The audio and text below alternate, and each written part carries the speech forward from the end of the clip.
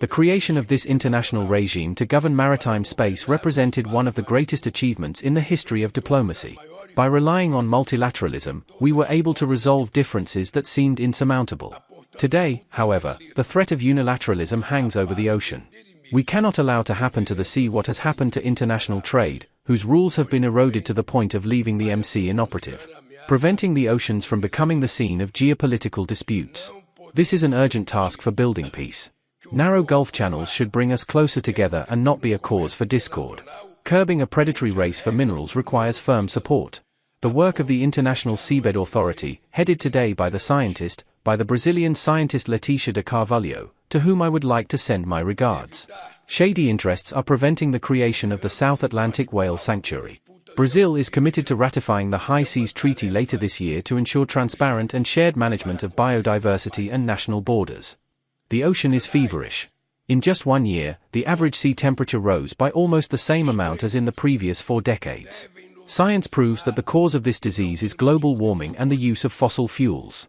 In the last 10 years, the world has produced more plastic than in the whole of the last century. Their waste accounts for 80% of all marine pollution. Saving this biome requires a renewed commitment to implementing SDG 14 of the Paris Agreement. Brazil will emphasize the conservation and sustainable use of the ocean. COP30. Just as we did in our nationally determined contribution, we will address the issue in other forums, such as the Brazil-Caribbean Summit. Thank you very much, and I'd like to end by inviting you all to be in Brazil in November, in the Amazon. Who wants to visit the Amazon? Those who defend the Amazon need to. And in the Amazon to see our COP30.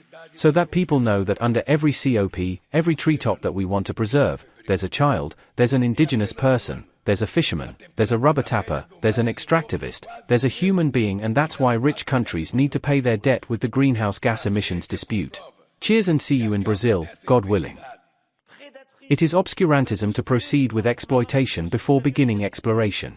And therefore, a moratorium on deep-sea exploitation is a necessity. Let's launch major exploration missions, understand, prioritize science, but let's not exploit these deep-sea areas. Let's protect our ecosystems because we do not know what may result from it, because there are essential carbon reserves there, because there are species there that no one knows about yet. This fight is vital for all of us, and I say it here with strength: the abysses are not for sale, and neither are the rest. Greenland is not to be taken, no more than Antarctica or the high seas are for sale, no more than the fishing licenses of developing countries are to be given away, no more than scientific data or the safety of coastal populations are to be sacrificed. We are talking about a common good. We are talking about a task that involves us all. So let's go. The other fight is the protection of 30% of our lands and seas. This is the battle we have fought, which was set within the global framework at Kunming, Montreal for 2030. Asterisk.